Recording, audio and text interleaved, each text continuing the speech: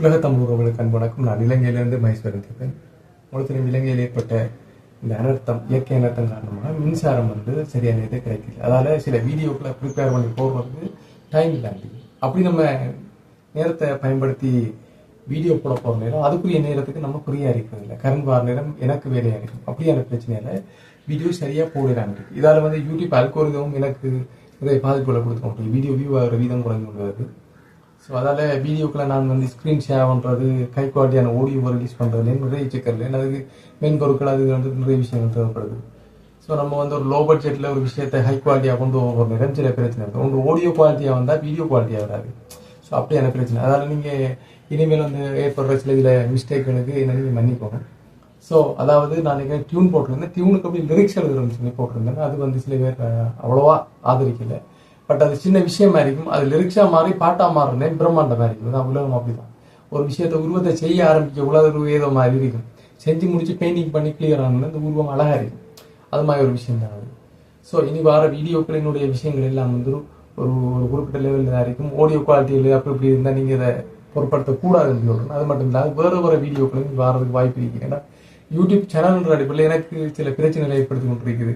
ஒரு வீடியோ போடாமட்டால் கீழே போகுது அல்கோரிதம். ஸோ ஒரு பெரிய ஒரு பிரச்சனையாக இருக்குது. நீங்கள் இந்த வீடியோ பார்த்து கொண்டிருக்க உங்கள்ட்ட என்ன இருக்குன்னு பார்த்தா கொஞ்சம் போரான ஐடியாவோட நீங்கள் இருப்பீங்க. ஆனால் வார வீடியோ எல்லாம் சரியாக இருக்கும் நீங்கள் நினைப்பீங்க. அதை எப்படி நீங்கள் எதிர்பார்க்க முடியும்? ஸோ நான் ஒரு பெரிய இசையமைப்பாளர்கள் என்கிட்ட இருக்கிற அந்த எக்கனாமிக்கல் லெவலுக்கு ஏற்ற மாதிரி தான் நான் வீடியோ பண்ண முடியும். ஸோ அதில் நீங்கள் கேட்குற கேள்விகள் எல்லாம் நிறைய கேட்குறீங்க. நான் என்னால் முடிஞ்ச அளவில் கிளியர் பண்ணலாம்னு பார்த்தா சூழ்நிலை அதுக்கு இடம் கொடுக்குதில்லை. ஸோ இன்றைக்கு நான் என்ன சொன்னால் முக்கியமாக ஆடியோவில் இருக்கிற ப்ராப்ளம்ஸ், அதாவது ஒரு ஆடியோவை நம்ம ரெக்கார்ட் பண்ணக்குள்ள, சாஃப்ட்வேர் ரெக்கார்ட் பண்ணக்குள்ள அதில் நம்ம எந்தெந்த விஷயத்தை செட் பண்ணுவோம்.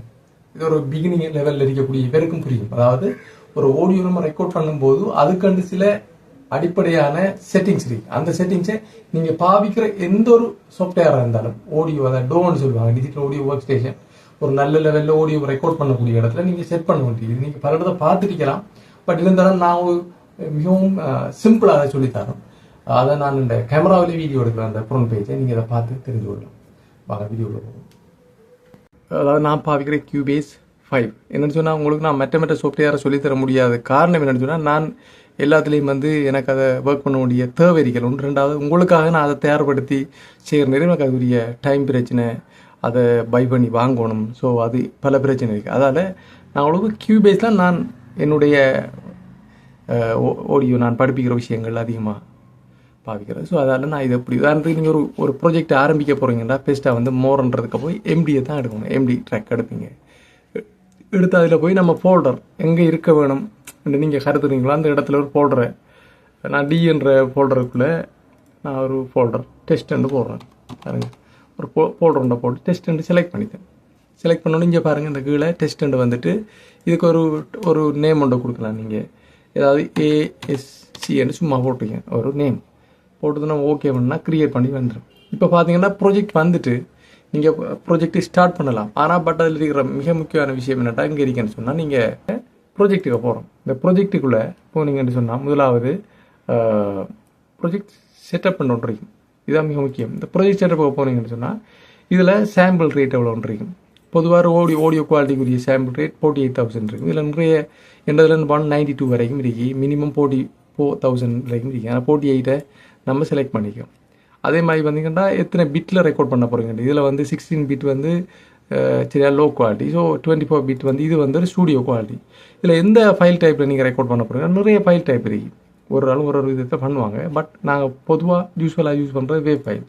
ஸோ இந்த 3 விஷயம் தான் இம்பார்ட்டன்ட். இந்த 3 சரியான்னு சொன்னால் நீங்கள் ப்ராஜெக்டை ஓகே பண்ணலாம்.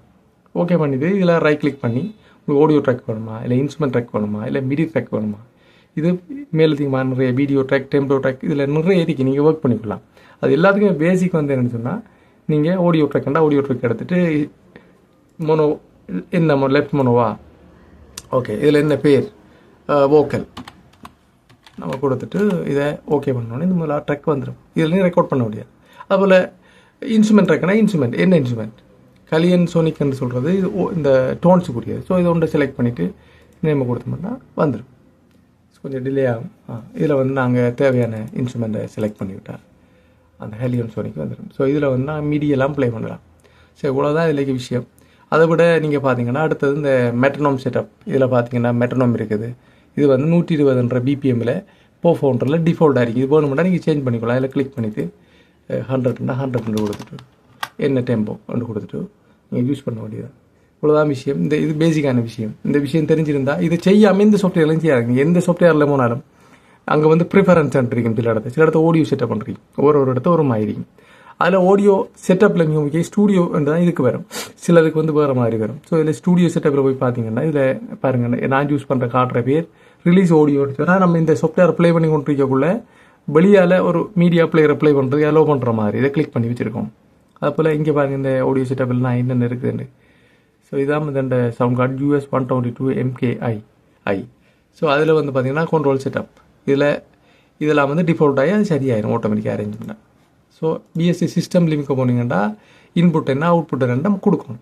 இந்த விஷயங்கள் தான் இதில் முக்கியம். இதெல்லாம் சரியாக இருந்தால் பாட்டுகள் நம்ம ரெக்கார்ட் பண்ணுறதுல எந்த தடையும் இல்லாமல் லேட்டன்சி இல்லாமல் ரெக்கார்ட் ஆகும். ஸோ என்னால் முடிஞ்ச அளவில் பயனுள்ள விடயங்கள் உங்களுக்கு ஆர்வம் சொல்லுது. இந்த வீடியோவில் உங்களை மனமார்ந்த நன்றி, வணக்கம், வாழ்த்துக்கள்.